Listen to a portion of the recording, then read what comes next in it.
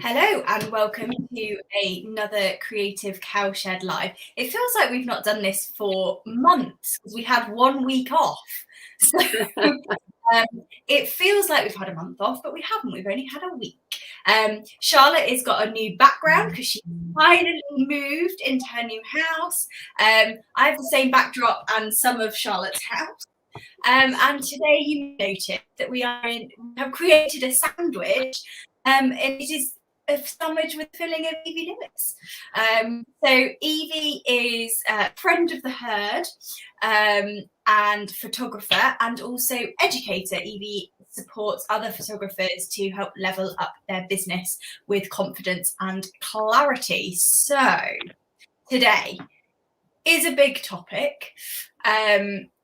And I don't think we will get into too much nitty gritty because I think we could fall down a rabbit hole. But Pinterest. Evie, tell me about your relationship with Pinterest. Pinterest and I are in quite a loyal relationship. We're quite solid. We're very committed. Pinterest, for anyone who doesn't know, is a lot of people think it's like a social media. In actual fact, it's a search engine for images. And in the same way that you use search engine optimization for websites, you do it for imagery on Pinterest. So a lot of people use it for things like DIY projects and inspiration for kitchens and things like that. But actually, it can be so harnessed to really help boost your business. So in terms of how did you get into Pinterest? Was it like any of us normals who aren't photographers who did it because they'd got a new house and they wanted to redesign, or did you come to it through work? How did you find the platform? So I've always used it from a photographer's point of view as a way of gaining inspiration. When I'm sure Charlotte, it might be the same for you as well. Whenever I've got like a photo shoot idea, the first thing I do is go to Pinterest and start looking at ideas. And from that, I was putting together mood boards, and I kind of got to the point where I was like, I've got so much inspiration on here that I then started sharing it with clients, and then they could then have a look at like outfit ideas or take a couple of pictures and be like, I really love this. This is what I want. And then it got to a point where I was like, actually, I think I can use this really strategically to bring people into my business. And at that point, I then started researching how, like, just with courses on how to harness it, because it is complicated. It is a beast in itself. And I committed to a course, and I've carried it on. It changes every now and again, so I do have to go back and learn it again. But since then, it has been working wonders. Amazing. So you mentioned that you went on a course. So obviously it behaves quite differently to Instagram, Facebook, etc. Like say, it's more like a search engine than it does. Yeah. And we are starting to see more search functions in Instagram, but it's still nowhere near the same. You say it functions more like a search engine. So what was your biggest learn when it came to sort of actually harnessing Pinterest from a business perspective? So there's quite a few things that you would have to do in order to get it set up to actually work for your business. So one of those is thinking about the boards that you have, and it's no longer just kitchen inspiration. If you're using it for your business point of view, it should be purely business. So for example, as an equine photographer, I then have like breakdowns of topics like equine photography summer, equine photography spring, winter, autumn. I then have a load of boards about outfits for those different seasons. And then I think, okay, so what does my ideal client like? So for example, mine would probably really like country houses. So I've got a really big country house board, which then people are coming into and then finding me and being like, well, I live in a country estate and I've got 3 horses.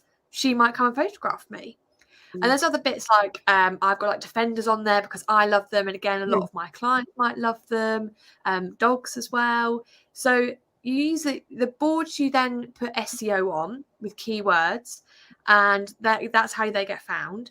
And then from there, you then basically pin it's something like crazy, like 20 to 30 times a day, which is one of my biggest learnings, because I was like, I do 3 grid posts a week on my photography account. Like, how am I gonna do 30 posts a day across all these boards. Like, I'm just not going to be able to do it. And that's when I discovered Tailwind, which is basically like the Pinterest tool to use. Yeah. And a really valuable tip I learned is that it's meant to be 80% other people's content, 20% your own. So you're not just spamming people with yours.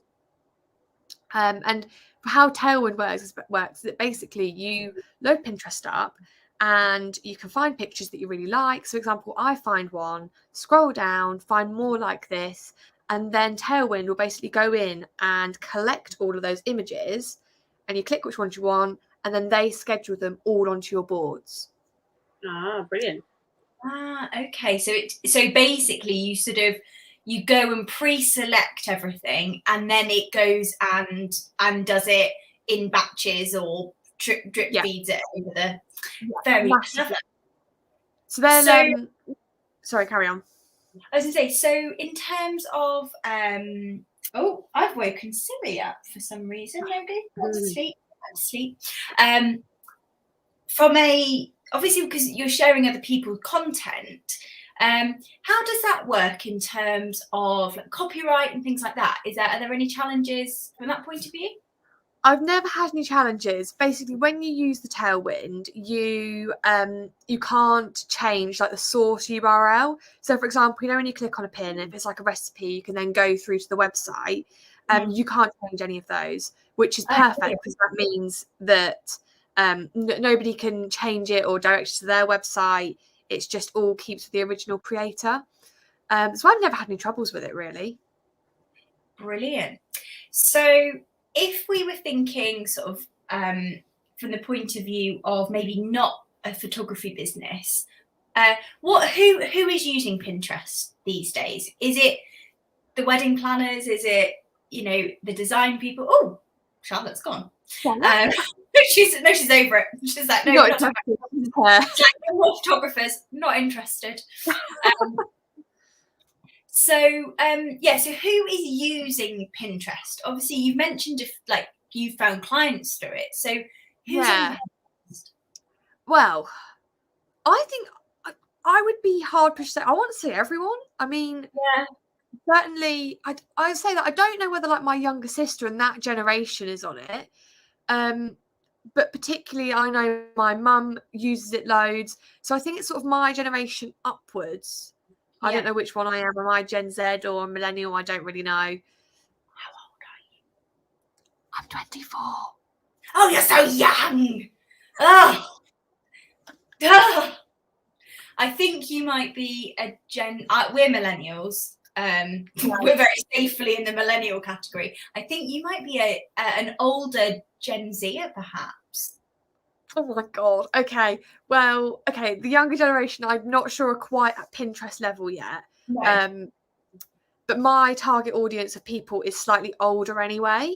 But there are certainly, it leans more towards women using it for sure. And I think that the demographic Pinterest says that their demographic is anyone from the ages of like 18 through to 65, with the older generations being most people that use it the most. Yeah, it's quite interesting actually. So my dad, who is 67, announced last year when he was mid house build that he'd been looking at kitchen sinks on Pinterest, and I was like, pardon? And it turns out my dad, for the house build, had got Pinterest and had got Pinterest boards and all sorts. So that is a great demonstration of how like random potentially people might pop up. So how does it actually work in terms of people just so you have somebody Charlotte is still here, by the way, everyone. She's still here. She's just Charlotte, can you hear us? Yes, I can hear you. Charlotte's here. I can hear her. Just a floating bubble. Her signal is not very good because they have yet to get Wi-Fi at the new house. Here we go. So even Dave, who is Charlotte's partner, got Pinterest for the new house. So, and he's sort of 30 male. So Yeah. that shows you. I've lost my thread. What was I talking about? Oh, there we go. Discoverability. So how do people actually find you on Pinterest? So it works in a similar way to like hashtags do, although you don't hashtag things. Like for example, you could put equine photo shoot in, or equine photo shoot ideas, or horse photographer. So how we would research hashtags, we research the keywords basically. Okay. So I could put in equine photography Suffolk, because somebody could be looking for locations or things like that, and then my pins would then come up under those keywords. Mm-hmm. Does that make sense? Yeah. And then from that, obviously, they can go to my profile. The followers aren't really a big number. Like, they're not the metrics that you tend to follow.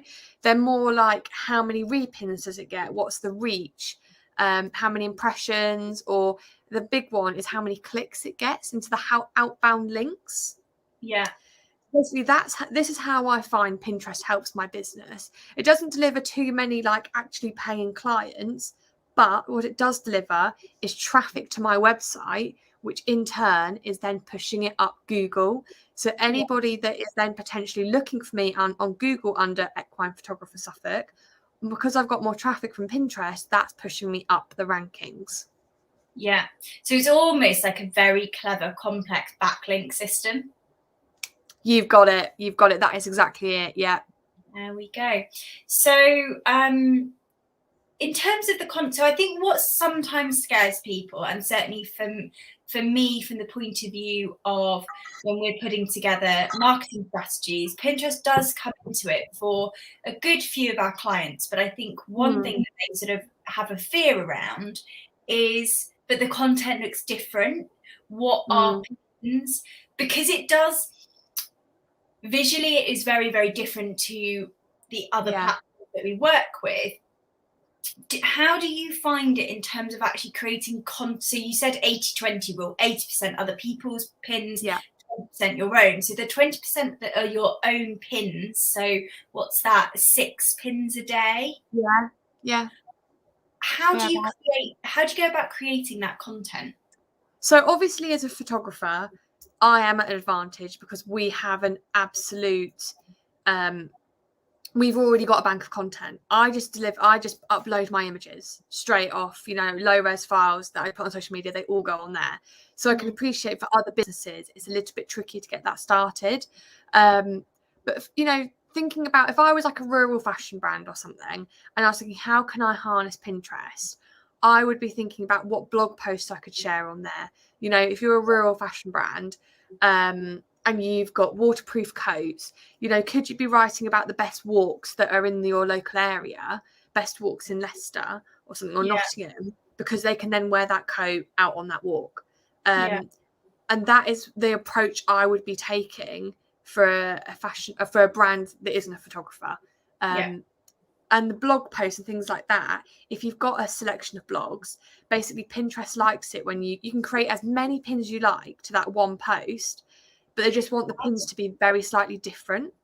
Yeah. So, for example, you could have like 15 graphics in Canva, which is a template, which you then just refresh, say once a month or once every other month. You change them around ever so slightly, all in your brand colours, and then you just reschedule those in.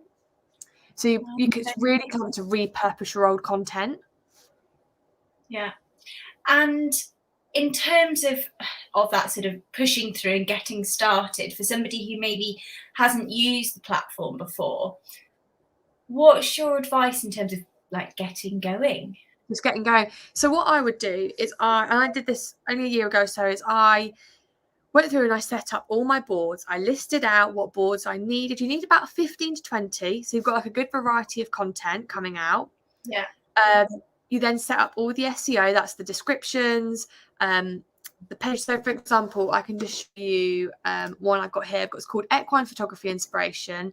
And this keyword description is a collection of equine photographs by myself and others, full of different equine photography poses, horses looking beautiful, and different horse photography techniques.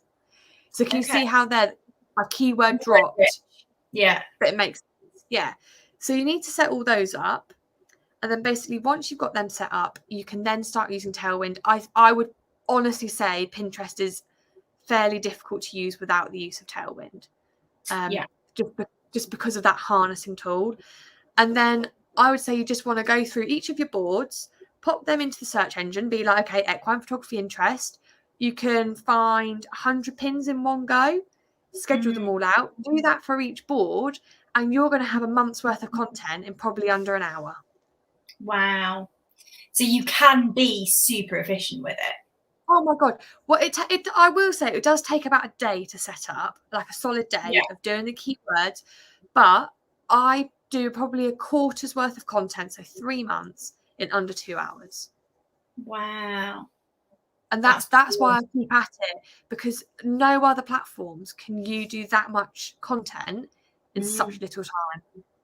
Yeah, and it's repurposing it's curating, isn't it? It's a curating tool. And do you find that you can use some of your like Instagram grid posts, for example? Do you find that you use those and you'll just pop them in as well?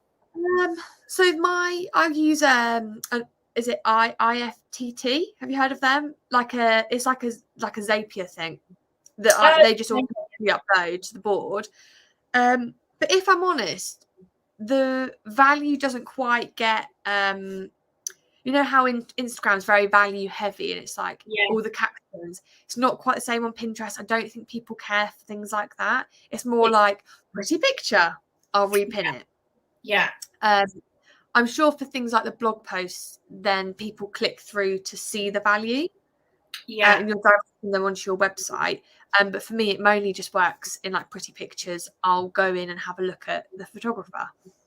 Yeah, that's interesting actually, isn't it? Because that is very foreign to how we are used to using other bits of social media, because obviously Instagram, it's like we need to keep it all on the app, the value needs to be there, it's really hard to get people to click away and click to other things, whereas actually what you're saying with Pinterest is potentially it's very sort of shallow in terms of the visuals attract them, but people then are quite willing to then click to get to a blog or click to get to further information. That's interesting because that's different behavior to what we see on the other platforms.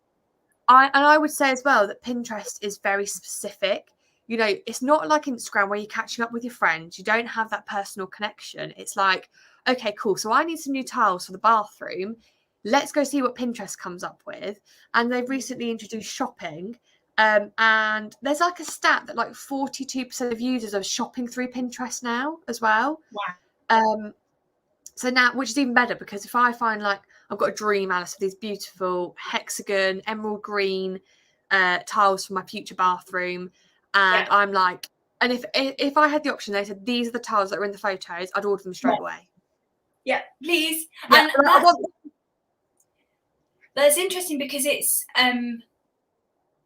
that's not being led by brands, is it? That's being led by the actual visual of the product. Now that could be Gucci tiles. I don't think Gucci make tiles, but Gucci tiles, or it could be Primark tiles. Actually, the reason that you ended up there is because it's exactly what you're looking for. Descriptive. People aren't going in there and searching jewel stripy top. They're going in there and searching things like summer outfits, summer trends. That they're not caring what the brands are. And don't get me wrong, the brands are using Pinterest. So I will see sponsored posts from New Look or H&M or whatever the brand is. But 9 times out of 10, they're just influencers posting the pictures and the outfits are beautiful. And that's what is drawing people in. Yeah. So obviously we see with Instagram and Facebook more and more, we're seeing more and more professional levels of imagery. Of course, our channels, heard it here, Evie Lewis, are going to be more professional because we have professional photographers within the business. That's sort of a bit potentially a given. But is the quality of image, does that have an impact? So the sort of snap get away with on a story, I think quite often we'll find that photos this is sort of where the copyright comes in, that photos are getting saved and then re-uploading by various people, and that sometimes is detriment to the quality. And I would say that the quality is not. You don't have to be high quality over there. Really? Like, yeah. I'm having a look at my Pinterest board as I look now, and like I've got a board that's all about hairstyles for your equine photo shoot, and nearly all of them are shot on an iPhone, like no questions asked, edited with some sort of filter, but they're all fitting into a certain aesthetic. Right. Okay. And it's the aesthetic that I think, it's that wanderlust, it's that beautifulness that people are drawing in. It's not that it's been shot on the latest DSLR at all, which is interesting. Yeah, it is interesting. So it is very. Do you think there is a certain vibe with Pinterest? I've certainly noticed it, but I never know with with Instagram, with Pinterest. Is there a certain visual because that's what I like looking at, so it's showing me more of that? Or is there just a bit of a trend as to what's popular and therefore loaded? So really interesting. I don't know whether Instagram does this or not. Pinterest will release a yearly trend document. So it's like this year we're predicting, I think this year it was something like wild camping will be really popular. Wanderlust with traveling, so like that dreamy sort of travel photography. Evie on a cliff. Yeah. And you totally, you got it. And you do, I think, obviously how everyone uses it is different, but I go over there for inspiration, for inspiring content. And I want to see the beautiful aesthetics of Pinterest. And we've all said it. We've all gone, oh, that's very Pinterest, isn't it? We've all got our Pinterest. Oh, that house is very Pinterest. Yeah, so we're like, that's a very Pinterest DIY. Yeah. And we've all got our ideas of what it means. I think like Instagrammable and Grammable and Pinterestable are sort of, they're quite similar. Like there is a similar aesthetic, and I think that there is a theme between the two. Oh, Charlotte's just put in our private chat, yes, like Alice wafting around in sunflowers. Yes, that is correct. That is entirely it. You're very Pinterest. So Pinterest, darling. Oh. Yes, we're working. I'm not sure that can go on the CV though. Like very good at wafting around in a dress. I can just say that I will be the most Pinterest member of staff going. Yeah, well, hey, maybe in a lot of work, certainly in our business, that's a good thing. We like a Pinterest stuff. So we're coming up for our half an hour now. So the course that you went on, was it expensive? What's the investment like to actually learn skills? Because obviously a lot of people like me don't really know a huge amount about Pinterest. Yeah. So the course I said the course I went on. I don't know why, because it's an online course. Yeah. There's two that I'd recommend. One is from a lady called Anna Clark, by Rosanna on Instagram. I think the investment is about £85, which, in terms of courses, I think gives incredibly good value for the money that it is. And that's where I've learned everything. Anna is brilliant. She's thorough. It gets updated as Pinterest updates. And the other lady is Rachel Waring. I can't remember her Instagram name, but she has a brilliant Pinterest course as well. And Charlotte's just said that she loves Anna as well. So much good Instagram content. She does. She is a queen of marketing. And I really, really do recommend, and I really trust what she says as well. Fabulous. What I'll do is I'm going to pop a link to those courses in the Creative Cowshed, because I think it's something that's definitely of interest to people. It's not a service that we provide as such. We are competent enough on Pinterest, but we aren't Pinterest experts. And I think that's something that I learned. I went to a big conference, and there was a Pinterest expert, a chap called Jeff. I think his name was Jeff Singh, American guy. And equally, he doesn't go on any other social media. He's like, I don't know how to work Instagram. I don't know how to work Facebook. I don't know how to work LinkedIn. I'm not interested in it. my focus is on Pinterest because, like you say, it could be quite consuming, but like that's his area of expertise. So to have courses that are super duper focused and like on the platform on its own, I think that's really valuable for people. Definitely, I agree. And especially as it's one of those channels that you can set up and then leave to run itself. I love that. It's a no-brainer. Yeah, definitely. I think particularly if you've got the right business for it, like you've said, if you've got a relatively visual business where there is a fair amount of imagery being created, I think it's a bit of a no-brainer. It's really important. It's really important to note as well is that they do video. They do. So you can put all of your Instagram reels, your TikToks on there, and they are starting to move towards video. They've got carousel posts, they've got TikTok video. So it's coming along, it's catching up. Video is still stalking us. I know we've slightly tangented. So video on Pinterest, like I, as a Pinterest user, haven't really come across much video. Is it still sort of in relative infancy? Still in rollout. Yeah, it's I think it's beta. It's called an idea pin, is what it's called. I'm just having a look at it on my computer, but they're videos in, is it 16:9? They're portrait basically. Oh, brilliant. So Instagram stories /reel /TikTok something. Exactly. Instagram stories, perfect. Awesome. So there's potentially more to come. Maybe we shall reconvene when video is fully rolled out and we can chat about video. So as a public service announcement to everyone making reels, make sure you put the closed caption things in there as to what the audio is, because obviously if you download off Instagram, you can't have the music yet, but you can still upload it to Pinterest if people know roughly what's going on. No. Oh yeah, so if you're going like just roughly be like, guys, this is the audio. Look it up. I tried to do that yesterday. I couldn't get my I couldn't get my hands to work. I was like, it is the only TikTok /reel dance I've ever done, and I can do it. Beautiful. I can't do it. You have to teach me how, Alice. And I had a very judgmental pony looking at me throughout. He was like, "What you doing? Who is this? I don't know. I'm for sale. I would like to go and live with somebody else. Somebody else, will you take me?"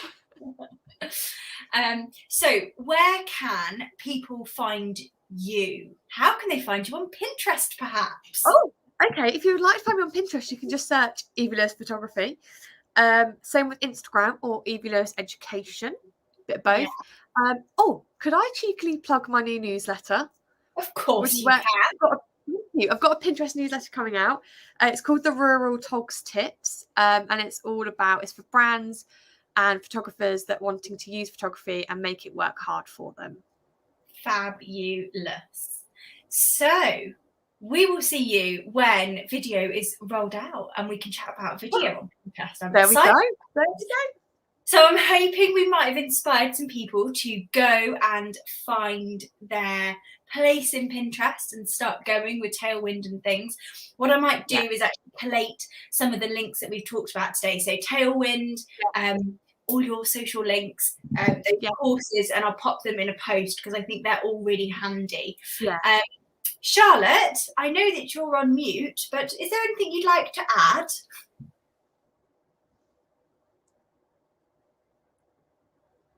Oh, the suspense. No. We'll take that as no. She's over it. She's done. And we will be back next week with a topic of which I cannot remember.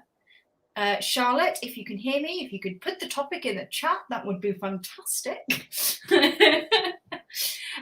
We've planned out about 4 months worth of content, but can I remember next week? No, I cannot. And we'll see you next week, Thursday at 1 o'clock as usual. And Evie, thank you so much for joining us. It has been a pleasure. And we will speak to you very, very soon. Speak to you soon. Always a pleasure. Bye. Bye.